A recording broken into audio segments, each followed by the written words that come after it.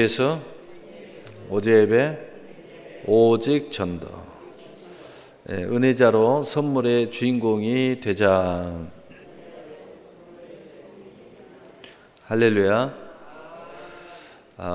이 근본주는 이제 성탄절 주간이죠. 오늘 성탄절 주간을 맞이해서 하나님 주신 오늘 말씀은 예수님이 가지고 오신 용서와 은혜자, 예수님이 가지고 오신 용서와 은혜자라는 제목을 가지고 하나님 말씀을 증거하도록 하겠습니다.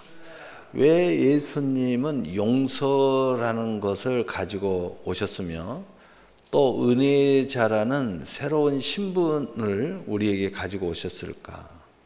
바로 그것은 용서하셔야, 또 우리가 은혜자의 새 신분을 가져야 오늘 우리에게 구원이 있기 때문입니다. 한마디로 구원을 위해서 이 땅에 오신 것입니다. 그런데 왜 용서라는 것과 새 신분을 우리에게 주셔야 되느냐면 바로 그 구원 사이에 우리 안에 죄와 사망의 법이 있기 때문이에요. 이 문제를 해결하지 않으면 우리가 하나님이 원하는 그 사랑을 이룰 수가 없고 또 우리가 구원을 받을 수가 없어요. 그래서 바로 그 구원을 위해서 용서, 은혜, 그리고 예수 그리스도의 그 새 신분의 축복이 그 가운데 있게 된 것입니다. 그러므로 예수님께서 이것을 위해서, 그 죄의 문제를 해결하기 위해서, 사망의 문제를 해결하기 위해서 예수님께서 오셔서 십자가에서 못 박혀 죽으시고 죽은 지 3일 만에 부활하심으로 우리의 모든 문제를 해소하는 대속, 이 대속의 은혜를 우리에게 허락하신 것입니다. 그것을 믿음으로써 우리가 구원받는 사실, 바로 그것을 회개하고 믿음으로써, 이게 바로 새 언약입니다. 그래서 새 언약으로 오신 예수님, 새 언약의 중보자가 되신 예수님, 중보자라고 표현할 때는 우리가 그 새 언약을 가져야 우리에게 구원이 있기 때문에, 그 다음에 새 언약의 실체로 예수님을 표현할 때는 바로 그 새 언약 자체가 예수님이다. 왜냐하면 그 새 언약을 이루기 위해서 십자가를 지시고 죽은 지 3일 만에 부활하셨기 때문이죠. 여러분, 여기에 구원이라는 것은 바로 이 세상 안에서의 구원을 말하는 게 아니에요. 많은 종교와 또 많은 사람들은 부단하게 노력을 합니다. 구원을 위해서, 지금 당면한 모든 문제 해결을 위해서. 그런데 그 모든 방법 또는 심지어는 영적 하면서도 전혀 영적이지 않는, 다시 말해서 세상 안에서 이야기하는 거예요. 천국도 세상 안에서의 천국만 이야기해요. 그것은 세상을 뛰어넘는 구원이 없기 때문에 그것은 진정한 구원이 될 수가 없다 하는 거예요. 우리 예수님께서 가지고 오신 구원은 바로 전혀 새로운 세상, 하나님의 나라의 구원이에요. 천국의 구원이라는 거예요. 천국. 그래서 우리는 왜 예수님이 가지고 오신 용서, 그 다음에 은혜자, 바로 새 신분과 새로운 풍성한 삶을 우리에게 가지고 오셨느냐? 이것은 세상의 것이 아니에요. 하나님의 나라의 것이에요.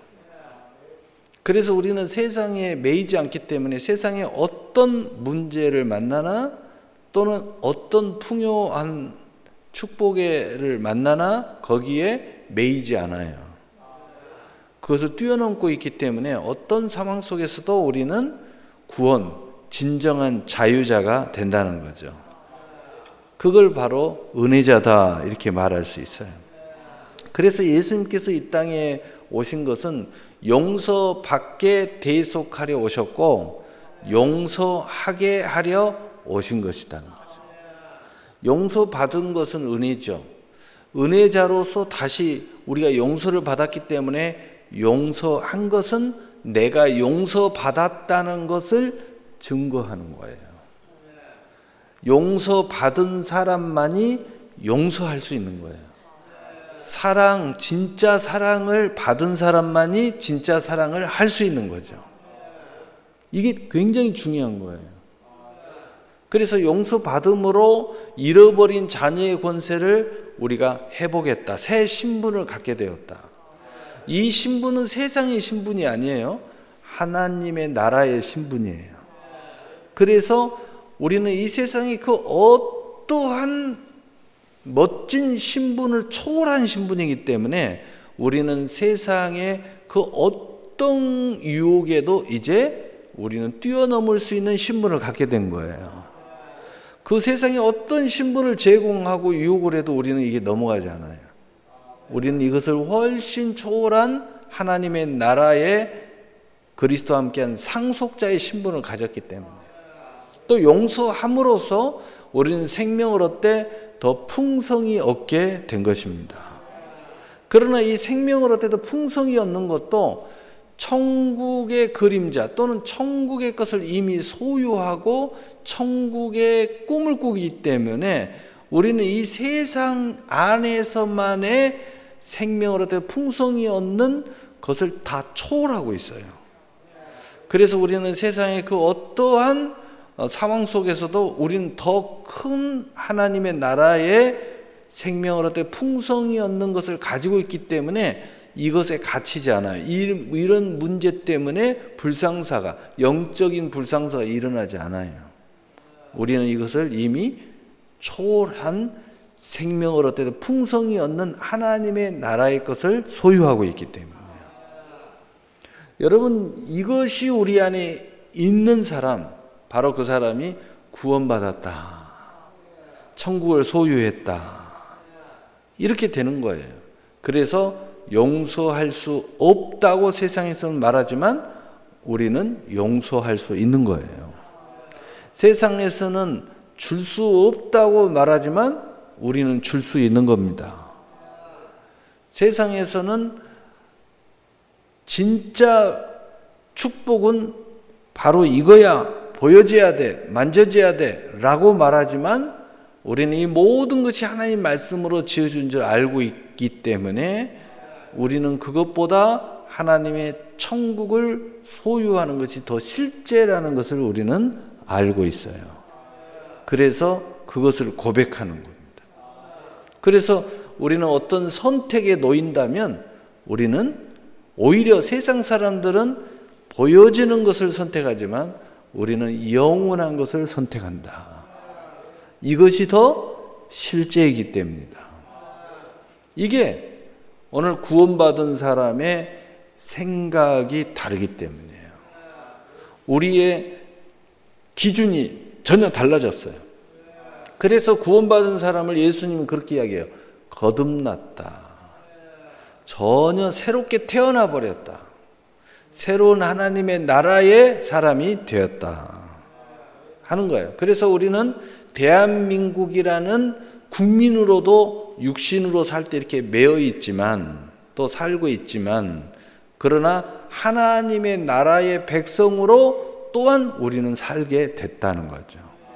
그러나 하나님의 나라의 백성의 신분은 영원한 거기 때문에 우리는 잠시 잠깐 이 땅에서 대한민국이라는 신분으로 사는 것을 초월한다는 거죠.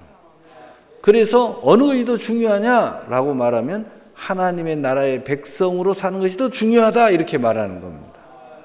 시간으로 봐도 그것이 더 중요하고 공간으로 봐도 그것이 더 중요한 거예요. 그래서 우리가 시간과 공간으로 봐도 그것을 소유한, 이 구원받은 우리는 천국이 더 중요한 거예요. 그런데 그것이 더 중요하다고 해서 그렇게 한다가 아니라 그것을 소유한 사람은 당연히 그 천국의 그림자가 이 삶에서도 표현되게 되어 있다는 겁니다. 그래서 이 하나님의 모든 은혜를 소유하고 영유하기 위해서는 하나님의 권위로 용서받아야 되고 용서할 수 있어야 된다는 거예요. 용서받는 것은 하나님의 은혜의 선물로 되어지는 거고, 용서하는 것은 내가 은혜자인 것을 고백하는 거예요. 내가 그것을 모든 사람 앞에 드러내는 겁니다. 그래서 두 가지 다 중요한 거예요. 왜냐하면 드러내지 않으면, 내가 용서할 수 있지 않으면 용서받았다는 것을 하나님 앞에 시인할 수가 없기 때문에. 그래서 오늘 예수님께서 그렇지 않으면 나도 너희를 용서하지 않겠다, 고백해야 된다는 거죠. 무엇보다도 우리 자신 안에서 먼저 자신을 용서할 수 있어야 됩니다. 저는 어떤 사람을 봤냐면은 하나님은 용서한다는데 자기가 자기 자신을 용서 못한대. 참 어이없는 사람들이에요. 하나님이 용서하겠다는데 나를 자기가 용서를 못하겠대. 어쩌자는 겁니까? 참 안타깝죠. 하나님이 용서할 때 여러분 자신에게도 용서를 허락해야 됩니다. 우리는 사실 그러한 어떠한 조건, 어떠한 특권도 원래 가지고 있지 않기 때문이에요. 그런데 하나님께서 그 특권, 새로운 신분을 우리에게 주셨다는 거예요. 그래서 이 새 신분은 내가 내 자신을 용서할 수도 있고 남을 용서할 수도 있는 특권을 가진 거예요. 얼마나 놀랍습니까? 그래서 이 하나님께서 주시는 용서는 우리 자신과 우리 모두가 수고하고 무거운 짐에서 탈출하게 하는 충분한 권능이 있음을 믿으시길 바랍니다. 그래서 우리 인간에게는 내가 용서를 받아야 되고 내가 자유를 얻어야 되고 내가 축복을 받아야 되는 것도 중요하지만, 인간에게는 어떤 특권이 있냐면 남을 자유를 줄 수 있는 특권이 있어요. 그래서 여러분이 참 어려움을 겪고 있는 사람한테 여러분이 힘내, 당신은 충분히 여기서 승리할 수 있어, 그리고 어려울 때마다 내가 있다는 걸 기억해, 나는 당신이 승리할 줄 믿어, 이러면서 말 한마디 해주면요 그 사람이 힘을 내서 승리를 합니다. 우리에게는 그런 특권이 있어요. 여러분, 우리가 이 좋은 특권을 많이 사용하시기를 바랍니다. 그래서 골로새서 1장 12절 14절에 우리로 하여금 빛 가운데서 성도의 기업의 부분을 얻기에 합당하게 하신 아버지께 감사하게 하시기를 원하노라. 우리에게 이런 놀라운 모든 것을 함축해서 성도의 기업, 우리에게 합당하게 하신 하나님께 감사하라. 근데 이것이 어떻게 얻어졌느냐? 그가 우리를 흑암의 권세에서 건져내사 그의 사랑의 아들의 나라로 옮기셨으니, 이 흑암, 어둠, 사탄, 마귀, 귀신, 이런 세계에 우리가 갇혀 있었는데 이제는 하나님의 나라의 아들의 나라로 옮겨주셨다는 거죠. 그래서 그 아들 안에서 우리가 속량 곧 죄사함을 얻었도다. 거기에 가장 핵심 뭐냐? 죄사함이에요. 죄사함. 이 죄사함, 바로 그 죄사함이 새 언약입니다. 그래서 이 가장 중요한 이 죄사함, 죄사함을 받은 사람은, 회개하고 죄사함을 받은 사람은, 그것을 위해서 예수님 십자가에 못 박혀 죽었다는 사실을 믿는 사람은 우리 안에 새 언약이 있는 거예요. 여러분 안에 새 언약이 있는 줄 믿으시길 바랍니다.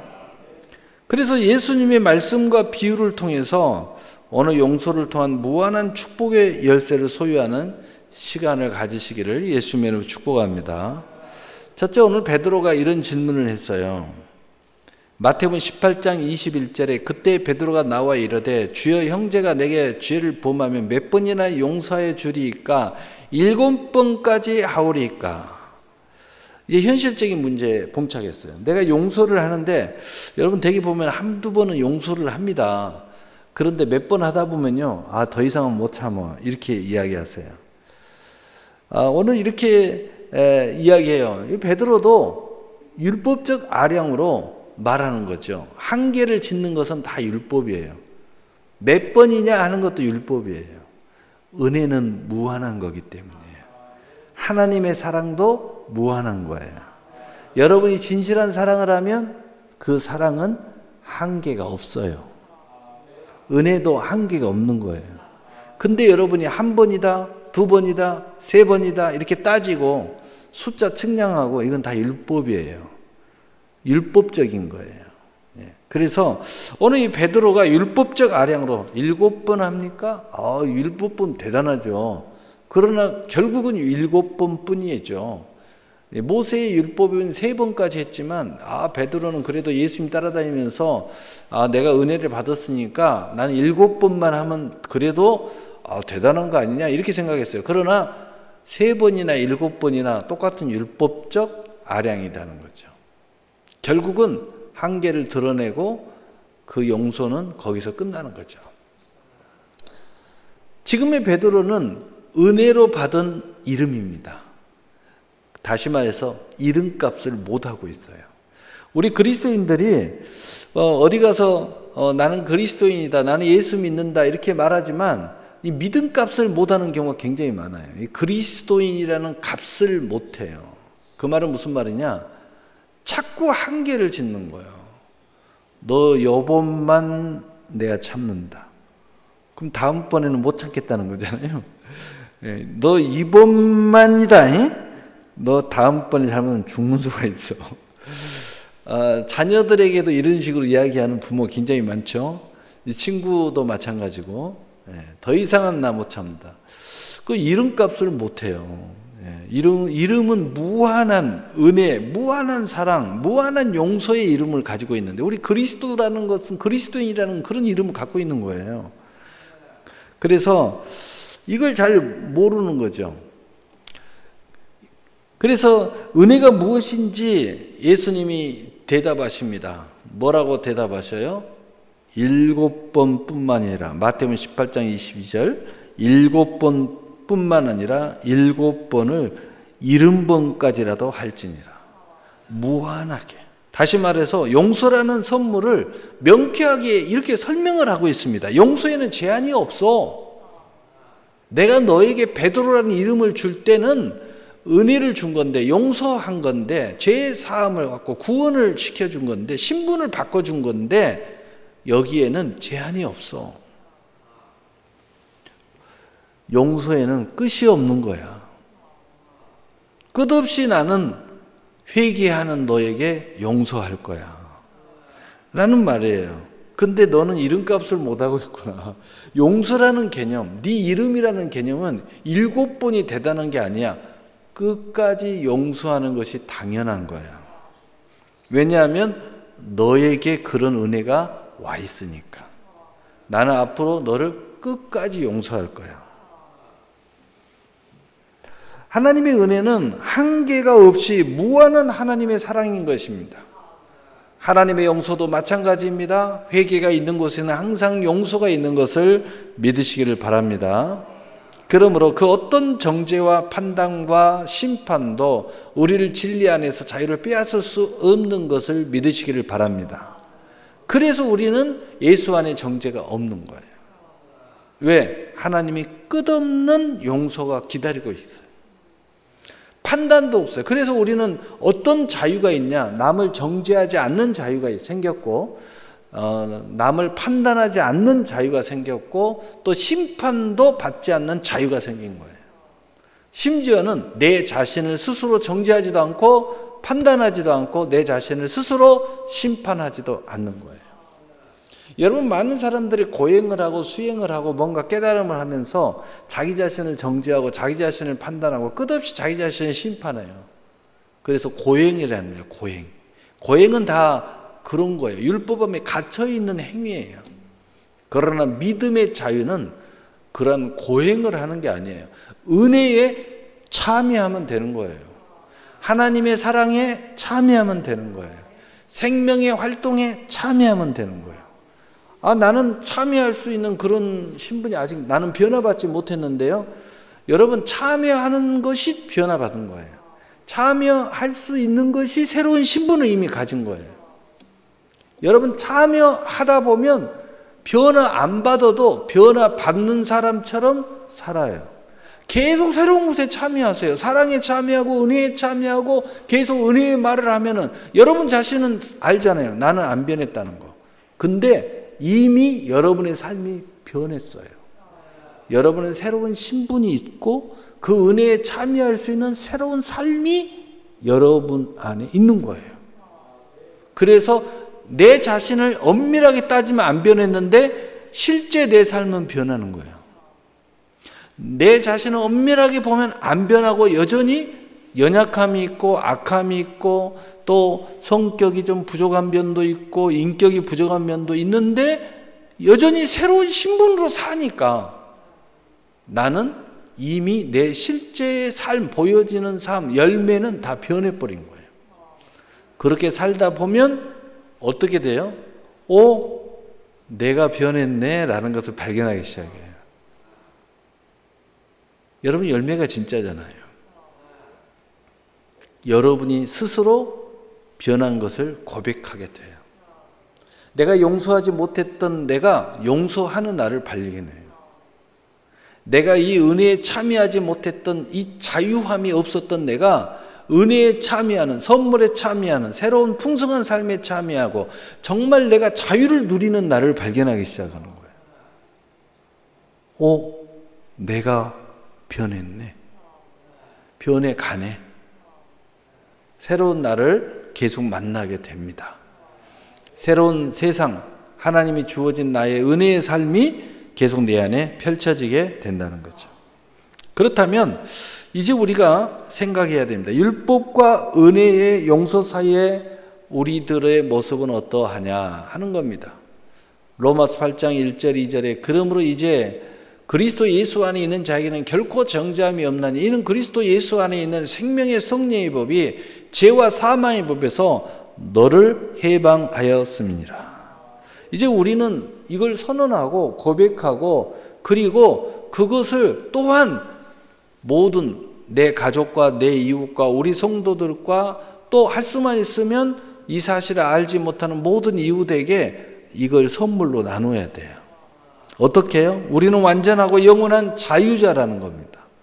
죄와 사망의 법과 또 모든 판단과 심판의 정죄의 자유자임을 고백하고 선언하십시오. 그러므로 하나님의 은혜자로서 자신과 같이 당연히 은혜를 나눠야 한다는 것이에요. 누가? 우리 모두가. 바로 그것을 위해서 이제 우리는 기꺼이 용서할 수 있는 것입니다. 용서할 때마다 내 안에 하나님의 용서의 은혜가 너무 넘치는 거예요. 내가 용서할 수 있을 때, 내 자신을 용서할 수 있을 때 나는 새로운 신분이고 나는 하나님의 선물의 주인공인 은혜자인 것을 이제 세상의 빛으로 소금으로 드러내고 그럴 때마다 나의 영혼이 기뻐해요. 그럴 때마다 내가 진짜 자유함을 느끼는 거예요. 그럴 때마다 하나님이 너무너무 응원을 해주시는 거예요. 할렐루야. 그런데 안타깝게도 그렇지 못한 사람이 있다는 것입니다. 예수님이 비유로 설명하십니다. 마태복음 18장 23절 27절에 그러므로 천국은 그 종들과 결산하던 어떤 임금과 같으니 결산할 때에 10,000달란트 빚진 자 하나를 데려오매 갚을 것이 없는지라. 주인이 명하여 그 몸과 아내와 자식들과 모든 소유를 다 팔아 갚게 하라 하니 그 종이 엎드려 절하며 이르되 내게 참으소서 다 갚으리라 하거늘 그 종의 주인이 불쌍히 여겨 놓아 보내며 그 빚을 탕감하여 주었더니 아멘. 첫째는 바로 천국은 그 종들과 결산하던 어떤 임금과 같다는 것입니다. 결산은 뭐예요? 심판을 이야기하는 거죠. 주인이 그 종을 불쌍히 여겨서 선물로 천국을 주었다는 거예요. 처음에는 옥에 가둬라 이렇게 했어요. 이건 율법이에요. 율법, 심판. 저를 불쌍히 여겨주세요. 이건 회개입니다. 회개. 우리가 회개했더니 우리 주인이 그 회개를 받아주는 거예요. 불쌍히 여겨줘서 그 죄를 탕감해줬어. 탕감해줬다는 말 천국의 비유잖아요. 천국을 우리에게 주셨다는 거예요. 여러분, 그래서 우리는 회개하라 천국이 가까이 왔느니라 라는 예수님의 첫 복음의 의미를 여기서 이제 발견합니다. 우리가 회개해서 죄사함으로써 구원받았다는 것은 천국을 선물로 받았다는 거예요. 그 종의 모든 빚을 탕감함으로 주어진 선물이 천국이라는 거예요. 천국. 구원이라는 겁니다.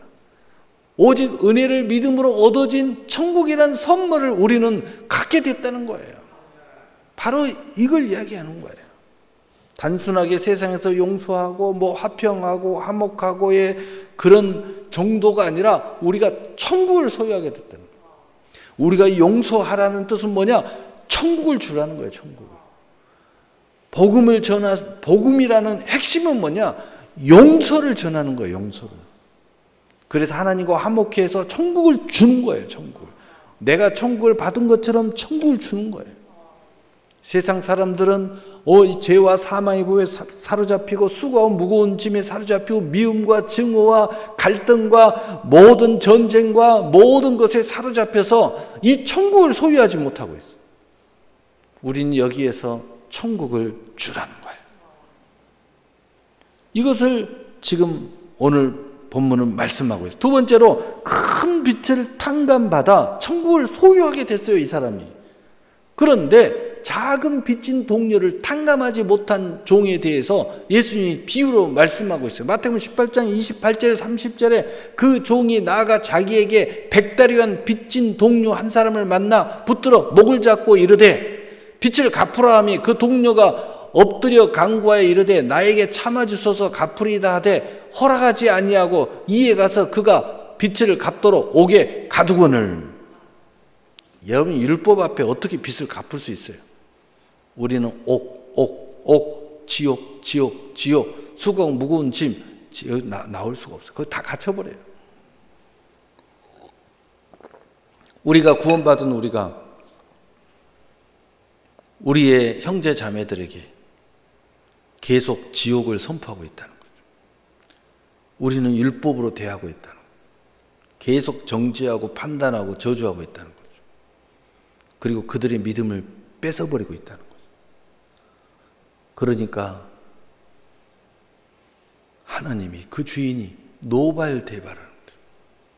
노발대발해가지고 당장 탕감한 것을 다시 뺏어버리고 저놈도 옥에 가둬버려요. 뭐라고 그랬어요? 너의 헤아림으로 너도 도로 헤아림을 받을 것이니라. 내가 그렇게 살면 결국은 이렇게 한 그 나의 모든 정죄가 나를 다시 정죄해버려요. 그리 스스로 나를 옥에 가둬버립니다. 그래서 바로 이런 부분들을 뭐라고 그래요? 갈라디아서 보면은 바울이 이런 이야기를 합니다. 유대인들한테. 너희가 성령으로 시작하였다가 육체로 다시 마치겠느냐? 왜? 유대인들이 은혜 받고 믿음을 가졌는데 믿음을 갖고 은혜를 받고 구원받고 할렐루야 좋아하더니 갑자기 이게 율법으로 바뀌어서 판단하고 정죄하고 앉아있는 거예요. 그러니까 바울이 너희들 다시 돌아가려고 하느냐? 성령으로 시작한 사람들이 다시 돌아가려고, 과거로 돌아가려고 하느냐? 결코 그러면 안 된다. 이러면서 계집종 이야기를 하면서 그 계집종을 내어 쫓아라! 이렇게 이야기하는 거예요. 우리는 약속의 여자, 그 약속의 자녀다. 약속을 꼭 붙잡고 승리해야 된다. 이 이야기를 하는 거예요. 그래서 10,000달란트 탕감받는 종이 100다리한 빚진 동료를 옥에 가둬버리고 은혜를 받아 누렸지만 은혜자가 되지 못한 종이에요. 결국은 은혜를 버리게 된 종이 돼버리고 말았다는 거예요. 나는 천국을 소유해놓고 남은 천국을 빼놓은 거예요. 얼마나 어이없습니까? 여러분, 예수님이 이 비유는요, 굉장히 지금 잘못 신앙생활 한 사람한테 충격적일 거예요. 너무 충격적이죠. 여러분, 내게 천국을 내가 무슨 공로로 받았습니까? 하나님의 은혜로 받았죠. 그러면 이제 남들은 그 지옥 같은 세상에서, 영적인 감옥에서 지금 쓰러져 지치고 또 고단하고 힘들어하고 있어요. 근데 거기다가 그냥 칼을 난도질하면 안 된다. 내가 받은 그 은혜를 주어서 영혼을 회복시켜주고 자유를 주고, 그리고 하나님의 은혜에 참여할 수 있도록 탕감을 해야 돼요. 여러분, 탕감이라는 것은 어떤 대가도 필요 없는 거예요. 딱 한 가지예요. 불쌍해요. 회개하는 거예요. 회개하니까 그냥 그래 알았어, 다 탕감해 줄게. 여러분, 탕감이라는 것은 오직 하나님만이 할 수 있는 거죠. 탕감이에요. 그 은혜를 받은 우리도 탕감해 주는 그러한 복음의 사람이 돼야 된다는 거예요. 이게 진짜 복음이에요. 이게 바로 진짜 은혜자예요.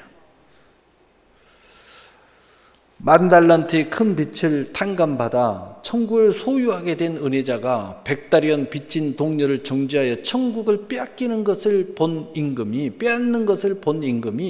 10,000달란트의 탕감을 취소하며 다시 천국을 빼앗아 버렸다는 이야기입니다. 얼마나 충격입니까? 은혜자가 된 이상 은혜자는 오직 하나님의 선물을 받은 축복의 사람으로 같은 믿음의 형제 자매에게 용서라는 은혜로서 은혜를 함께 하는 것은 너무나 당연한 처사요, 너무나 당연한 열매예요. 나는 은혜를 받아 은혜자가 되었으니 은혜 열매를 맺어야 되는 거예요. 그런데 은혜자가 남을 정죄하고 판단하고 저주해서 오히려 오는 것을 가로막고 오히려 오게 가둬버리는 그러한 전혀 다른 열매를 맺는 것은, 그것은 좋은 나무가 아니라는 거예요. 그래서 마태복음 18장 31절 35절에 그 동료들이 그것을 몹시 딱하게 여겨 주인에게 가서 그 일을 다 알리니 이에 주인이 그를 불러다가 말하되 이 악한 종아, 내가 빌기에 내가 내 빚을 전부 탕감하여 주었거늘 내가 너를 불쌍히 여긴 것 같이 너도 내 동료를 불쌍히 여김이 마땅하지 아니하냐고 주인이 노하여 그 빚을 다 갚도록 그를 옥졸들에게 넘기더라. 너희가 각각 마음으로부터 형제를 용서하지 아니하면 나의 하늘 아버지께서도 너희에게 이와 같이 하시리라. 아멘. 기독교는 용서의 신앙입니다. 기독교라는 간판을 내걸고 십자가라는 그 높은 것을 세운 모든 기독교는 용서해야 됩니다. 그런데 판단하고 정죄하는 모든 것들은 기독교가 아닙니다. 십자가를 세워놓고 남의 죄나 지적질하고 남의 실수나 하고 조롱을 하는 그것은 기독교가 아니에요. 기독교는 화평하고 용서하고 내가 받은 이 거저받은 하나님의 선물을 남에게도 그대로 주는 거예요. 복음을 전한다는 것은 바로 이 핵심, 예수님이 오셔서 우리에게 주신 그 은혜를 선포해 주는 거예요. 그리고 내가 받은 은혜차처럼 너도 이렇게 될 수 있어. 여기에는 아무런 대가가 없어. 아무것도 지불할 게 없어. 그래서 구약에도 있잖아요. 값없이 포도주 사라. 값없이. 하나님의 사랑은 값없이 살 수 있는 겁니다. 천국 백성의 자격과 천국의 선물들을 소유하는 모든 것이 하나님께서 우리 모두의 처지를 불쌍히 여기시는 사랑하심으로 출발되어졌으며 회개하는 우리를 끝없이 용서하시고 다시 축복하시는 하나님의 은혜로 되어졌다는 것입니다. 그러므로 우리 모두는 받은 은혜를 잘 간직하는 것도 중요하지만 모든 그리스도인들에게 하나님의 은혜의 선물을 나누는 것이 또한 중요하다는 것입니다. 여러분, 모든 것이 심는 대로 거두는 것입니다. 그래서 누가복음 6장 23절 38절에 27절 38절에 비판하지 마라. 그리하면 너희가 비판을 받지 않을 것이요 정죄하지 마라 그리하면 너희가 정죄를 받지 아니할 것이요 용서하라 그리하면 너희가 용서를 받을 것이요 주라 그리하면 너희에게 줄 것이니 곧 후이되어 누르고 흔들어 넘치도록 하여 너희에게 안겨주리라 너희가 헤아리는 그 헤아림으로 너희도 헤아림을 도로 받을 것이니라. 37절에 38절이죠. 라고 성경은 기록하고 있습니다. 오늘 말씀 맺겠습니다. 하나님의 권위의 용서는 우리에게 자유를 줍니다. 진리 안에서 먼저 자신에게 자유를 주고 성도와 이웃에게 자유를 주는 것입니다. 회개함으로 자신에게 자유를 줄 수 있습니다.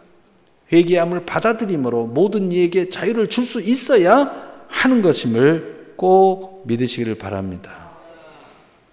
하나님의 용서로부터 스스로 자유를 얻는 것이나 남에게 자유를 주는 것이나 사실 자신에게 진정한 자유를 준다는 것을 믿으시기를 바랍니다. 하나님께 받은 자유는 삶 속에서 남에게 자유를 줄 수 있을 때 진정한 영혼 육 삶에 나의 자유의 풍성한 열매가 맺혀진다는 것을 꼭 믿으셔야 돼요. 그것이 진정이에요. 예수님께서 가지고 오신 은혜와 진리는 우리 모두에게 용서와 서로 사랑함으로 하나 되게 하셨다는 거죠. 이 땅의 모든 수고와 무거운 짐, 죄와 사망으로 자유를 주시고 탈출시켜 주신 것을 믿으시기를 바랍니다. 이제 이 은혜자로 사시기를 바랍니다. 이 은혜를 나누면서 사시기를 바랍니다. 그래서 금생과 내생의 천국을 성취를 이루는 수많은 선물은 여러분들에게 줄을 서게 될 겁니다. 모든 것이 합력해 가지고 이 선물들이 그냥 여러분에게 달려오게 될 것입니다. 그리고 이 은혜자는 새로운 선물로 이루어진 새 나를 만나게 되고 계속해서 성숙해지는 새로운 자신을 만나게 될 것입니다. 하나님의 새 신분의 사람, 변화될 것 같지 않는 사람이 변화되어가는 나 자신을 보게 될 것입니다. 이 멋진 주인공이 되시기를 예수님의 이름으로 축복합니다. 아멘. 사랑의 하나님 아버지